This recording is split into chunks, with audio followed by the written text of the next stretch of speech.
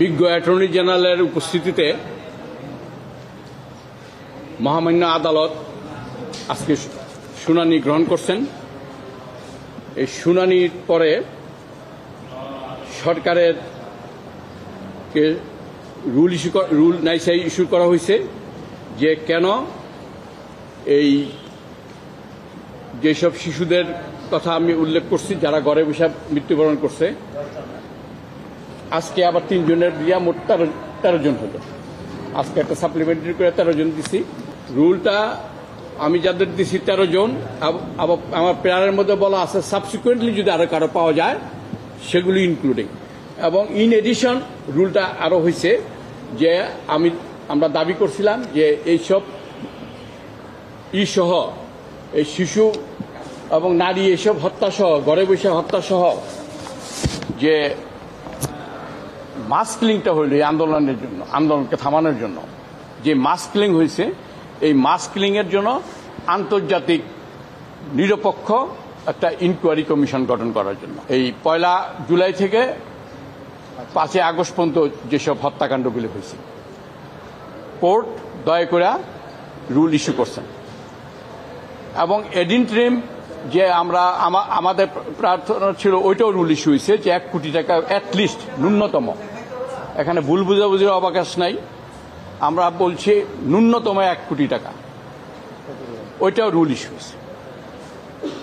এখন যেটা হলো আমাদের যে এডিনট্রিম যে অর্ডারটা যে শুনানি না হওয়া পর্যন্ত 50 লক্ষ টাকা করে প্রতি ভিকটিমকে দেওয়ার জন্য, ভিকটিমের পিতামাতাকে দেওয়ার জন্য, সেই ব্যাপারে অ্যাটর্নি জেনারেল সাহেব এসে একটা সময় নিছেন।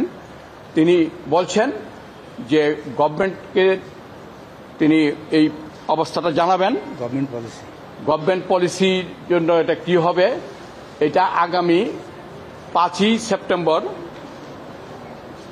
তারিখ নির্ধারণ করা হয়েছে যে অ্যাটর্নি জেনারেল সাহেব তার সাবমিশনটা দেন এবং সেদিনকে এটা অর্ডার হবে।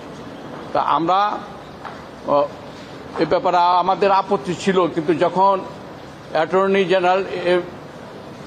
জেনারেল সাহেব বললেন যে এই মামলাটা আমি টপ প্রায়োরিটি হিসাবে দেখব, একমত পোষণ করছে আমাদের এবং আমাদের দাবির সাথে তিনি একমত পোষণ করছেন, এবং রাষ্ট্রের সর্বোচ্চ আইন কর্মকর্তা হিসাবে তিনি বিষয়টা সরকারের উচ্চ পর্যায়ে তিনি পলিসি লেভেল উপস্থাপন করবেন এবং 5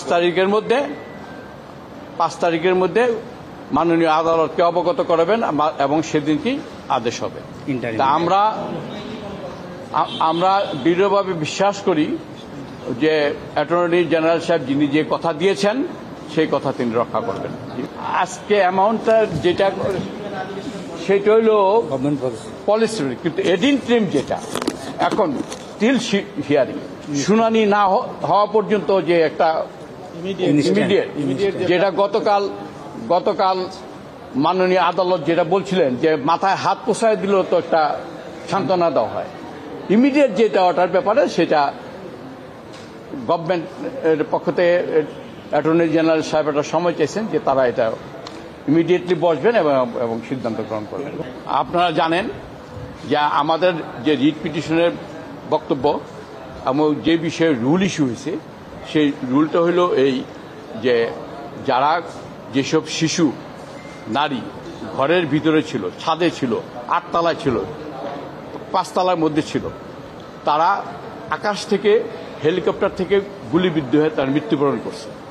সেই মৃত্যুবরণের কারণটা অনুসন্ধান করার জন্য আমরা রিট করছি এবং কালকে কোর্টের অনুমতি নিয়ে আমি আবার আরেকটা রুল চাইছি, সেটা হলো যে এই 1 জুলাই থেকে 5ই আগস্ট পর্যন্ত যেই মাস কিলিংটা হইল ছাত্র আন্দোলনকে দমানোর নামে, এই মাস কিলিংয়েরও একটা আন্তর্জাতিক নিরপেক্ষ একটা তদন্ত কমিশন চাই। মাননীয় আদালত আন্তর্জাতিক তদন্ত কমিশন সহ এই কেন এর উপর রুল দিচ্ছেন এবং শিশুদের বিষয়টা রুল দিচ্ছেন এবং 1 কোটি টাকা ন্যূনতম 1 কোটি টাকা ক্ষতিপূরণের ব্যাপারে রুল দিয়েছেন এবং এই ব্যাপারে অ্যাটর্নি জেনারেল কোনো দ্বিমত পোষণ করেন নাই। কিন্তু আমরা রুল শুনানি না হওয়া পর্যন্ত অন্তর্বর্তীকালীন যে প্রতি শিশু এবং প্রতি হত্যার পিছনে যে 50 লক্ষ টাকা করে ক্ষতিপূরণ চাইছিলাম, সেটার ব্যাপারে অ্যাটর্নি জেনারেল নিজে উপস্থিত হয়ে কোর্টকে আবেদন করেছেন যে তারা বিষয়টা ইতিমধ্যে সরকারের উচ্চ পর্যায়ে দৃষ্টি আকর্ষণ করেছেন এবং সরকারের উচ্চ পর্যায়ে বিষয়টা পলিসি নিয়ে আলোচনা হবে এবং এই আলোচনার রেজাল্ট তিনি 5ই সেপ্টেম্বরের মধ্যে জানাবেন এবং সেদিনকেই কোর্ট আদেশ দেবেন। রুলের টার্মটা একটু বলেন তো। রুলের টার্মটা তো যা বলছি এটা ইংরেজিতে বলবো। না কোর্ট কিভাবে আপনাকে দিয়েছে? রুলের টার্মটা হচ্ছে যে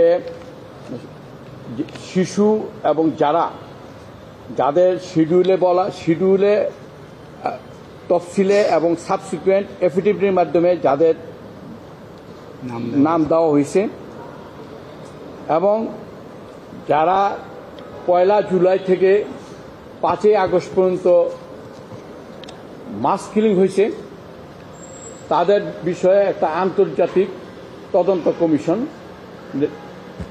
গঠন করার ব্যাপারে রুল ইস্যু হয়েছে এবং ন্যূনতম 1 কোটি টাকা ক্ষতিপূরণ দেওয়ার ব্যাপারে রুল ইস্যু হয়েছে।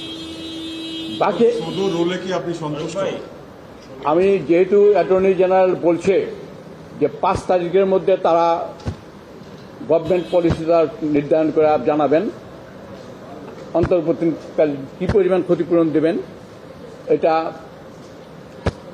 আমি আপত্তি করছিলাম। কিন্তু অ্যাটর্নি জেনারেল যখন বললেন যে এটা আমি টপ প্রায়োরিটি হিসাবে নিলাম এবং আমরা বিশ্বাস করি যে তিনি 5 তারিখে জানাবেন এবং কোর্ট তারা যাই জানায়, সরকার যেটি জানায়, কোর্টের তো একটা নিজস্ব এখতিয়ার আছে এবং 5ই সেপ্টেম্বর এটা কজ লিস্টে আসবে আদেশের জন্য।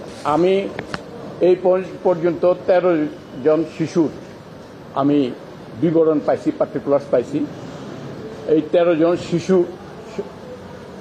সহ যারা মাস কিলিং হয়েছে তাদের সকলের জন্য আমি আজকে চাইছি, সেটা আদালত রুল ইস্যু করছেন। সেই রুলটা হলো এই যে এই বিষয়ে, এই শিশু এবং এই মাস কিলিং এর বিষয়ে 1 তারিখ থেকে 5 তারিখ পর্যন্ত যারা যে কিলিংটা হয়েছে, এই কিলিং এর জন্য একটা আন্তর্জাতিক তদন্ত কমিশন গঠন। দ্বিতীয়ত হইল ন্যূনতম 1 কোটি টাকা করে ক্ষতিপূরণ।